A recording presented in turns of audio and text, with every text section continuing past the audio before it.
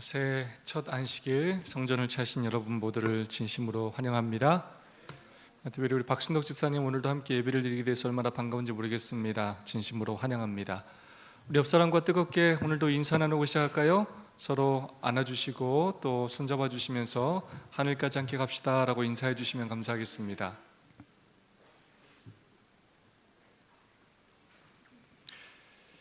네, 정지혁 집사님께서 엊그제 현장에 가던 중에 접촉사고가 있어서 병원에서 치료 중에 있습니다. 잘 회복되실 수 있도록 기도해 주시면 감사하겠습니다.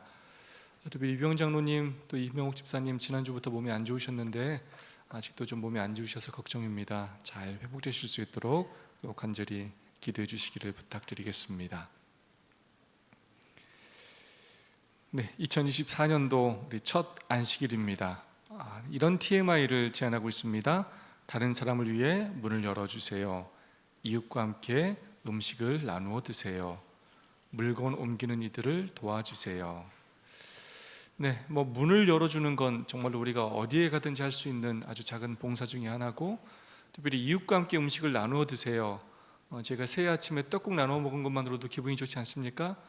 네, 그것이 교회적으로만 있는 것이 아니라 또 우리 개인의 삶 속에서 우리의 반찬 또 우리의 특별한 음식들이 있을 때 이웃들과 그렇게 나누어 먹을 수 있는 우리가 되면 정말로 좋겠습니다. 물건을 옮기는 이들, 가끔 그 사람이 들기에 좀 무게가 무거운 물건을 옮길 때들이 있는데요, 그때 나서서 좀 더 도와줄 수 있는 우리 모두가 되었으면 좋겠습니다. 2024년 일기 교과입니다. 제목 한번 볼까요? 자, 우리 일기 교과 제목이 뭡니까? 시편. 책 한번 들어볼까요? 네, 매주 금요일마다 이 책 드는 이제 일을 하도록 하겠습니다. 꼭 여러분 일주일 동안 공부를 해오시고 이 시간이 처음으로 듣는 시간이 아니라 복습의 시간이 될 수 있도록 소그룹에서 또 멘토끼리 잘 챙겨주시기를 부탁드리겠습니다. 시편이라는 주제로 함께 한 길을 묵상하도록 하겠습니다. 저희 재림교회가 가진 가장 위대한 제도 중에 하나는 바로 이 교과 공부가 있다는 것입니다. 아침에는 저희가 기도력을 통하여 그렇게 똑같은 주제로 말씀을 묵상하고, 또 저녁에는 이렇게 교과를 통하여 꾸준한 성경 공부를 체계적으로 할 수 있는 그런 시스템을 가지고 있습니다. 지난기에 저희가 무슨 제목으로 공부했죠? 한 해가 지나서 다 까먹으셨죠? 시간이 많이 지나서. 제목 기억 안 나십니까? 하나님의 선교, 나의 선교. 혹시 그 전에는 뭐 배웠는지 기억나십니까?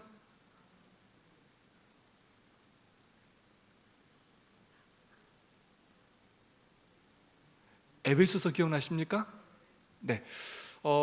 저희 교과는 기본 교리를 공부할 때도 있고요, 그리고 성경의 한 주제에 대해서 공부할 때도 있고, 그리고 이렇게 성경책을 공부할 때도 있습니다.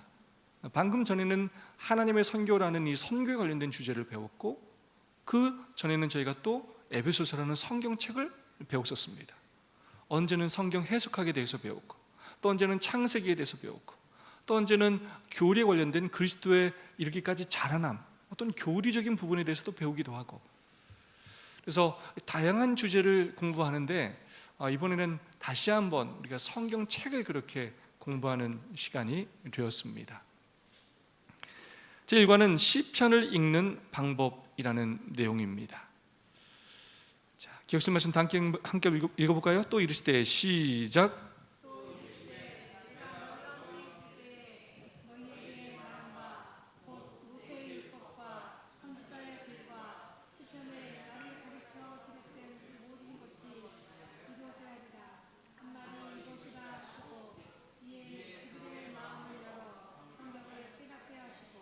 여러분, 여기서 그들이 누굽니까?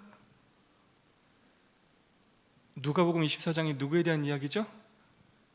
예수님께서 부활하시고 엠마오로 가는 길에 만났던 제자들에게 하시는 그런 말씀입니다.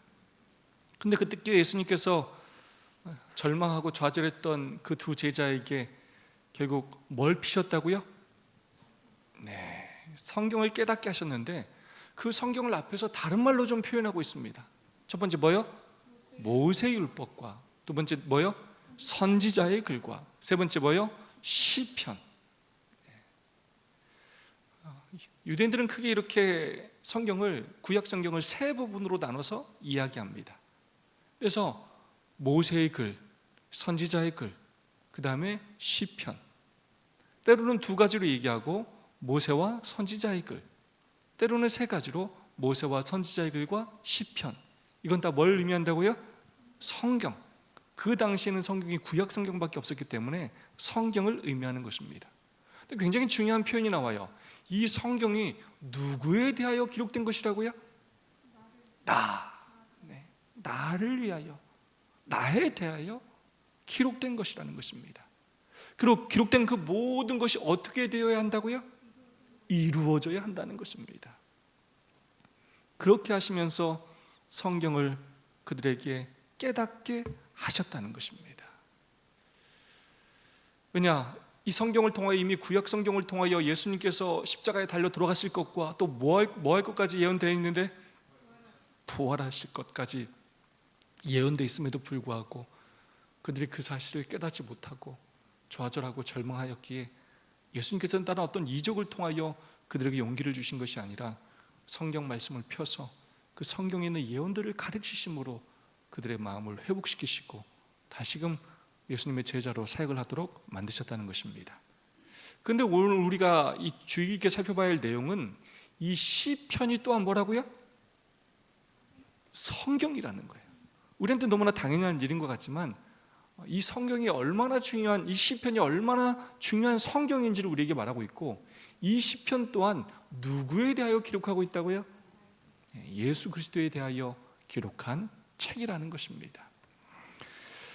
구약 히브리 성경을 타라크라고 하는데 세 부분으로 나눠집니다. 토라, 모세경을 토라라고 하고요, 느빔, 선지자의 글을 느빔이라고 하고, 케투빔, 글들, 시편을 이렇게 또 케투빔이라고 합니다.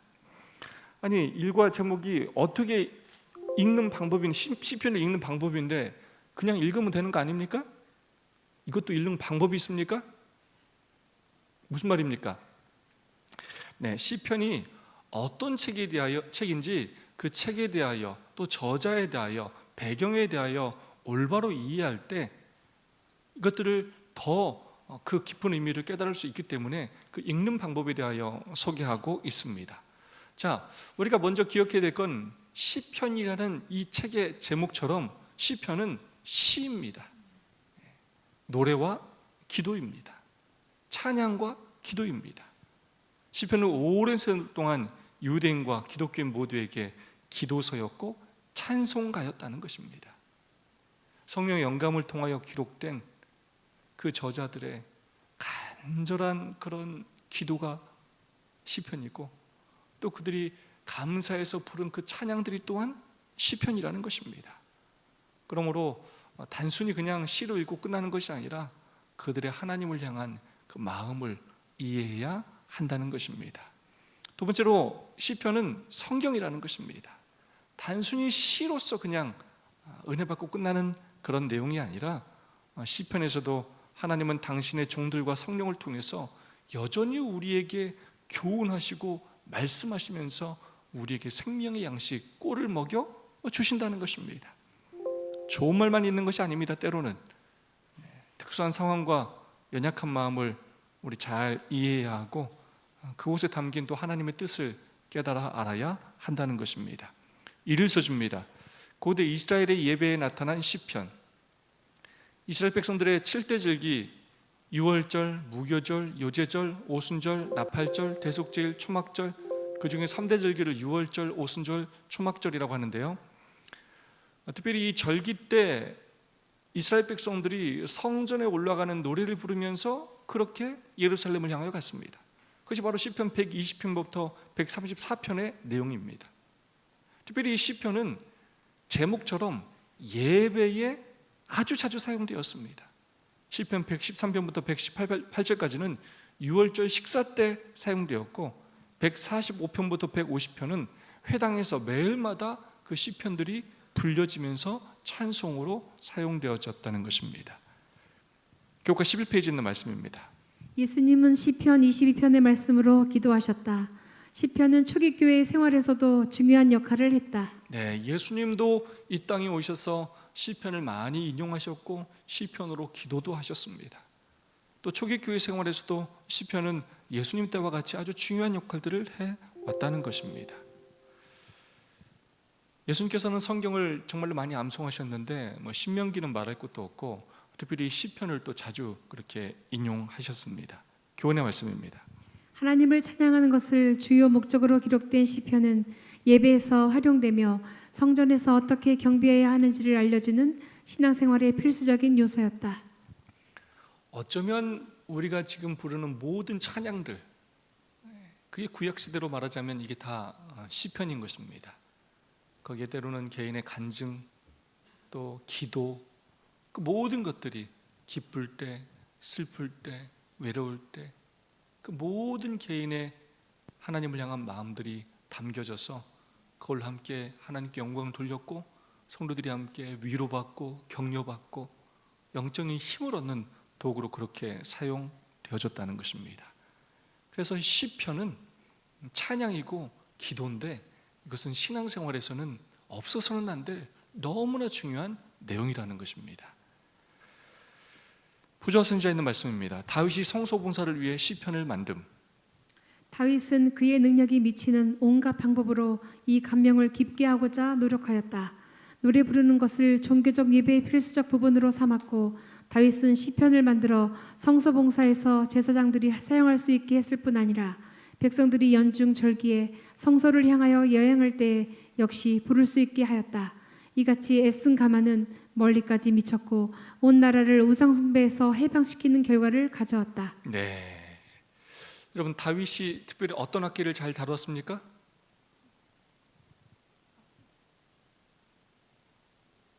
네, 수금이라고 표현이 되어 있죠. 굉장한 음악가였고, 그 음악을 작곡했고, 또 뭐도 잘 썼어요? 시도 잘 썼어요. 네. 그렇게 함께 작곡도 하고 작사도 해서 불렀던 찬양들이 다 시편인 것입니다. 그것을 또 예배에 있어서 이제 종교적으로 그렇게 찬양으로 음악으로 삼아 왔던 것입니다. 그렇게 하면서 제사장들이 그 음악을 사용할 수 있게 했을 뿐만 아니라 백성들이 연중절기에 성소를 향하여 여행할 때마다 이 찬양을 부르게 하면서 시편을 암송하게 하면서 그렇게 그들의 신앙을 유지하고 성장시켰다는 것입니다. 이런 노력들이, 이런 문화와 전통들이 이스라엘 백성들로 하여금 우상 숭배에서 해방시키는 그런 결과를 가져왔다는 것입니다. 다르게 말하면 우리가 정말로 이 찬양, 우리가 부르는 이 찬양에만 우리가 조금 더 관심을 갖고 진심으로 우리가 우리의 온 마음을 다하여 찬양한다면, 그렇게 하나님께 집중한다면, 우리의 삶을 하나님께 드린다면 우리의 삶에서도 우리가 다른 것들로부터 우리의 마음을 빼앗기지 않는 우상 숭배로부터 우리를 지켜줄 수 있는 도구가 될 수 있다는 것입니다. 찬양이 그런 놀라운 힘과 능력이 있다는 것입니다. 오늘 소식입니다. 시편을 기록한 사람들, 시편이 총 몇 편입니까 여러분? 150편이죠. 다윗이 딱 절반을 썼습니다. 75편. 그리고 아삽의 시편, 그리고 고라자손, 헤만, 에단, 솔로몬과 모세. 솔로몬은 2편, 모세는 1편을 그렇게 썼습니다. 아주 다양한 사람들의 삶의 경험이, 그들의 고백과 간증이 시편에 기록되어 있다는 것입니다. 시편 88편의 말씀입니다. 나의 기도가 주 앞에 이르게 하시며 나의 부르짖음에 주의 귀를 기울여 주소서. 물은 나의 영혼에는 재난이 가득하며 나의 생명은 수월에 가까웠사오니. 네, 지금 시편 88편을 읽어보니까 지금 이 사람이 환경이 좀 좋아 보여요, 안 좋아 보여요? 네, 지금 나의 영혼에 뭐가 가득하다고요? 재난이 가득하다고요. 하나님, 나의 부르짖음에 제발 귀를 기울여 달라고. 나의 생명이 무덤에 죽음 앞에 가까웠다고. 그렇게 지금 하나님 앞에 고백하며 탄원하고 있는 것입니다. 시편의 기자들이 진실한 헌신과 굳건한 믿음을 가진 사람들이었지만 때로 우리와 똑같이 어려운 여건에 빠져서 낙담과 유혹으로 절망했던 그러한 사람들이기도 하다는 것입니다. 시편은 오래전에 기록되었지만 오늘 우리가 경험하는 일들을 똑같이 그렇게 반복하고 있다는 것입니다. 3000년 전 누군가의 외침은 오늘 우리와 똑같은, 우리의 삶과 똑같은 외침이기도 하다는 것입니다. 어떤 시편에는 고난이 가득하기도 하고, 어떤 시편은 기쁨이 넘치기도 하고, 어떤 시편에서는 나를 구원해 달라고 외치기도 하고, 어떤 시편에서는 그 구원에 감사하는 그 찬양이 흘러넘치기도 한다는 것입니다. 이런 다양한 내용들이 이 시편에 기록되어 있다는 것입니다. 교훈의 말씀입니다. 시편은 다양한 기자들이 경험한 하나님의 은혜와 구원에 대한 간증으로 가득하다. 고난 중에 그 도움을 간구하는 그들의 헌신은 오늘날 인류의 삶과 연결되어 있다. 네. 그래서 오늘 우리가 경험하는 때로 기쁨, 때로 슬픔, 아픔, 고난, 우리가 어떤 상황에 처했든지 우리가 하나님을 잃지 않고 우리의 마음이 하나님을 향하며 드리는 모든 기도와 모든 찬양 또한 다 뭐가 되는 것입니까? 오늘날의 시편이 되는 것입니다. 하나님께서 우리를 놓지 않으시고 어떠한 상황에서도 우리를 도와주시는 것입니다. 활소지입니다. 인생의 모든 때를 위한 노래. 시편은 1편부터 150편까지 있습니다. 교과 14페이지는 이렇게 말하고 있습니다. 시편은 믿음의 공동체로 하여금 삶의 모든 측면을 경험하게 하며 신자들이 인생의 어떤 상황에서도 하나님을 경배할 수 있음을 보여준다. 네, 시편이 다른 책들보다 조금 특이하고 다른 점이 있다면 말 그대로 저자가 굉장히 다양하다는 것입니다. 150편이나 있기 때문에 또 그 환경들이 다양하고, 그래서 우리 인생의 모든 상황들에 대하여 모든 때를 위하여 그렇게 기록되어 있고, 우리가 그것들을 본받아서 우리가 그런 상황에 처했을 때 똑같이 위로받고 격려받을 수 있는 그러한 책이라는 것입니다. 그래서 시편은 만물을 창조하신 하나님에 대한 찬송도 담겨 있고, 하나님께서 우리에게 주신 은혜와 축복에 대한 감사의 그런 찬송과 기도도 담겨 있고, 또 환난 중에 그렇게 아파하면서 오직 하나님의 구원만을 바라보면서 부르짖는 슬픔의 노래도 있고, 또 삶의 실질적인 지혜를 달라는 그러한 기도도 담겨 있고, 무엇보다 시편은 누구에 대해서 기록한 책이라고요? 나에 대하여, 예수 그리스도에 대하여 기록한 책입니다. 그래서 시편을 통하여 우리는 왕이시며 구원자이신 메시아이신 예수 그리스도를 그렇게 나타내는 시들도 기록되어 있습니다. 또한 하나님의 신실하심을 회상하며 교훈하는 역사적인 시들도 기록되어 있다는 것입니다. 교훈의 말씀입니다. 시편은 인생의 모든 때를 위한 권면으로 가득하며 어떤 상황에서도 하나님을 경배할 수 있음을 독특한 방법들을 활용하여 다양하게 호소하고 있다. 아멘. 결국 시편은 인생의 모든 경험을 통해서 어떠한 상황에서도 우리는 하나님을 뭐 할 수 있다고요? 찬양할 수 있다는 것입니다. 하나님께 기도할 수 있다는 것입니다. 그때 하나님께서 그들의 모든 찬양과 기도를 받아주셨던 것처럼 우리의 찬양과 기도 또한 외면하지 않으신다는 것입니다. 온 하늘이 하나님을 찬양함. 모든 하늘은 하나님을 찬양하는 일에 연합한다.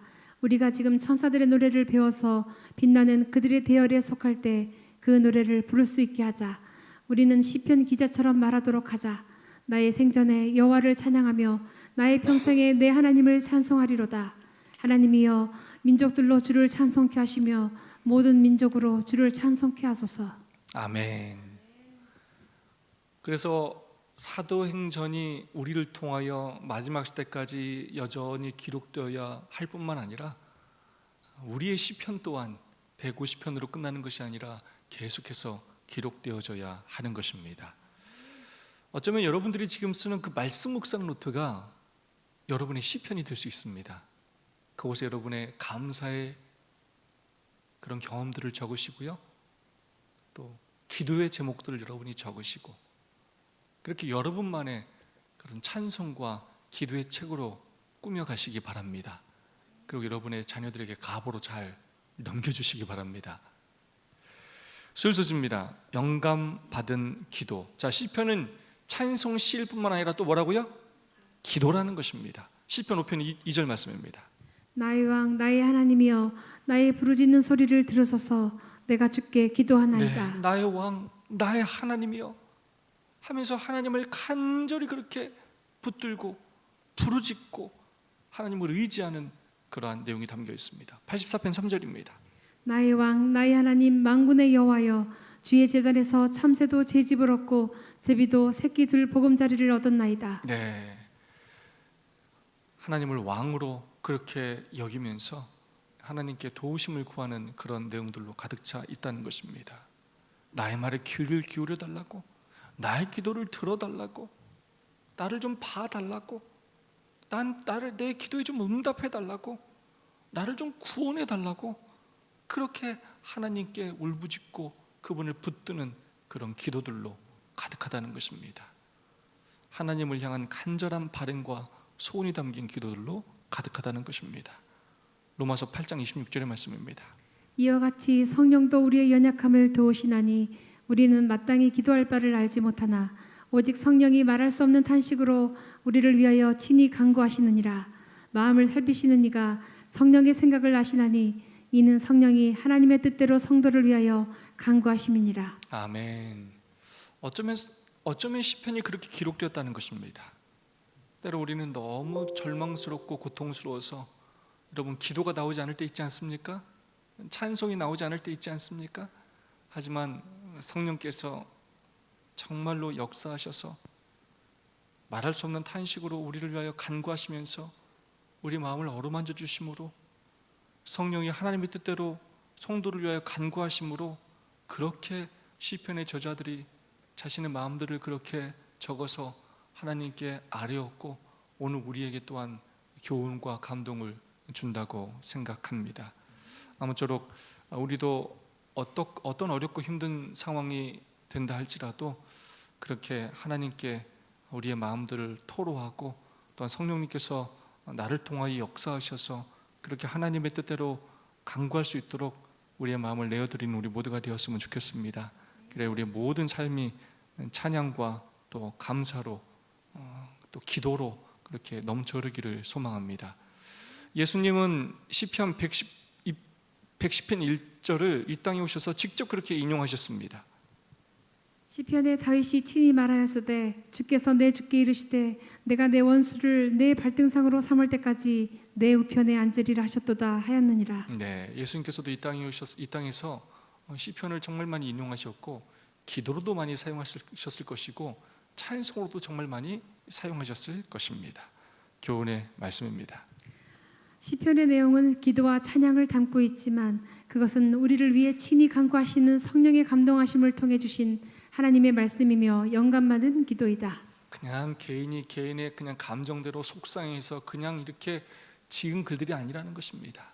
그 모든 글 가운데 성령 하나님께서 함께 하셔서 우리에게 교훈을 주시고 또 깨달음을 주시고 은혜를 주시기 위하여 기록된 성경의 말씀이라는 것입니다. 우리가 드려야 할 기도는 어떤 기도인지 교회 증언은 이렇게 말하고 있습니다. 회의와 의원회에 앉아있는 각 사람은 그의 마음속에 이 말을 기록해야 한다. 나는 현실과 영혼을 위하여 일하고 있다. 그러므로 나는 나를 행동하게 하는 동기에 대하여 하나님께 책임이 있다. 이것이 그의 좌우명이 되게 하라. 시편 기자의 기도가 그의 기도가 되게 하라. 여호와여 내 입 앞에 파수꾼을 세우시고 내 입술의 문을 지키소서. 내 마음이 악한 일에 기울어 죄악을 행하는 자와 함께 악을 행치 말게 하시며. 아멘. 이 기도가 우리의 기도가 되게 하라라고 말하고 있습니다. 여호와여 내 입에 파수꾼을 세우시고 내 입술의 문을 지키소서. 여러분 우리가 정말로 말 실수를 할 때가 정말 많지 않습니까? 네. 나는 원래 그래요 이렇게 생각하지 말고 우리가 더 친절하고 또 온유하고 또 겸손하고 때에 합당한 말을 하기 위해서 더 기도하며 노력해야 하겠습니다. 그래서 정말로 이 시편 141편의 말씀처럼 하나님께 우리가 그렇게 기도해야 합니다. 내 입에 파수꾼을 세워주셔서 내 입술의 문을 지켜 주시옵소서. 내가 그런 말들을 함으로 내 마음이 악한 일에 기울어 죄악을 행하는 자와 함께 악을 행치 말게 하소서. 이 가장 큰 문제는 뭐냐면 본인이 그렇게 악한 말을 하는데도 그게 악한 말인지 모르는 경우가 참 많아요. 남에게 상처를 주고 또 비난하고 또 험담하고 하는 것들이 대단한 능력이고 또 대단한 센스가 있는 것임을 우리가 착각할 때가 참 많아요. 올 한 해 우리가 나의 입술이 정말로 나의 뜻에 의하여 내 생각에 의하여 그렇게 열리고 움직이는 것이 아니라 하나님께서 내 입에 파수꾼을 세우셔서 내 입술의 문을 지키셔서 그분께서 필요할 때 내 입을 여시고 그분이 또 필요 없을 때는 우리 문을 닫게 하시면서 우리의 입술까지도 우리의 말까지도 하나님께서 온전히 그분의 뜻대로 사용하실 수 있게 해달라고 기도하는 우리 모두가 되었으면 좋겠습니다. 목요일 서주입니다. 시편의 세계. 이 시편은 우리로 하여금 그냥 우리들의 현실에 머물러 있게 하는 것이 아니라 우리와 하여금 누구의 세계로 인도한다고요? 하나님의 세계로 우리를 인도한다는 것입니다. 시편 16편 8절입니다. 내가 여호와를 항상 내 앞에 모시며 그가 내 우편에 계심으로 내가 요동치 아니하리로다. 네, 그냥 내 상황만 보자면 어찌할 수 없고 정말로 위급한 상황이지만 하나님을 내 앞에 모심으로써 이제 나의 세계가 아니라 하나님께서 통치하시는 세계가 된다는 것입니다. 시편 60편 8절입니다. 백성들아 시시로 저를 의지하고 그 앞에 마음을 토하라. 하나님은 우리의 피난처시로다. 네, 하나님께서 우리의 피난처가 되어주신다는 것입니다. 우리가 그분을 의지하면 이제 우리가 그 적들을 대항하지 않아도 되고 하나님께서 우리의 피난처가 되어 주신다는 것입니다. 121편 7절입니다. 여호와께서 너를 지켜 모든 환난을 명쾌하시며 또 내 영혼을 지키시리로다. 네, 모든 환난을 면하게 하실 수 있는 그런 능력의 하나님이 바로 우리의 하나님이시라는 것입니다. 47편 7절입니다. 하나님은 온 땅의 왕이심이라 지혜의 시로 찬양할지어다. 네, 이 세상 왕들이 다스리는 나라가 아니라 온 땅이 바로 하나님의 나라요, 하나님께서 이 세상을 통치하심을 고백할 때 우리는 정말로 하나님의 세계로 우리가 들어가게 된다는 것입니다. 교훈의 말씀입니다. 삶의 모든 경험이 예배로 표현되는 하나님 중심의 삶에서 기록된 시편은 기도와 찬양을 통해 모든 삶의 경험을 드리는 하나님 중심의 세계관을 보여준다. 아멘. 우리의 모든 삶의 경험 또한 기도와 찬양으로 가득 차서 우리의 모든 삶 속에서 하나님이 역사하실 뿐만 아니라 우리의 삶을 통하여 증거할 수 있기를 간절히 소망합니다. 한 주 한 주 여러분 시편으로 만들어진 찬양이 너무나 많지 않습니까? 그 찬양들을 함께 묵상하고 또 은혜 받는 시간을 갖도록 하겠습니다. 오늘 함께 들을 찬양은 시편 131편 찬양입니다. 이 찬양이 우리의 또 기도와 또 간증, 고백이 되기를 소망합니다.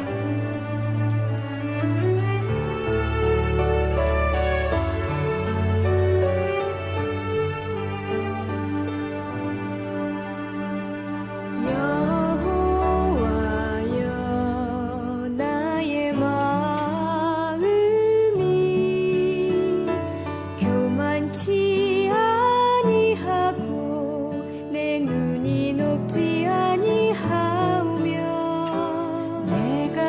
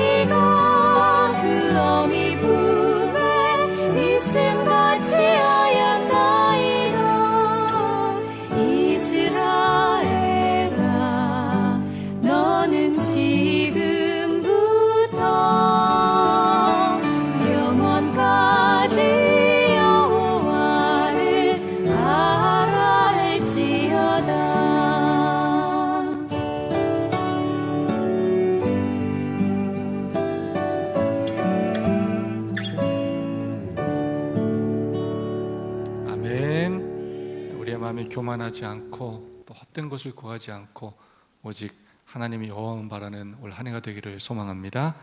두 분씩 세 분씩 짝을 지으셔서 오늘 받은 은혜와 결심을 나누겠습니다.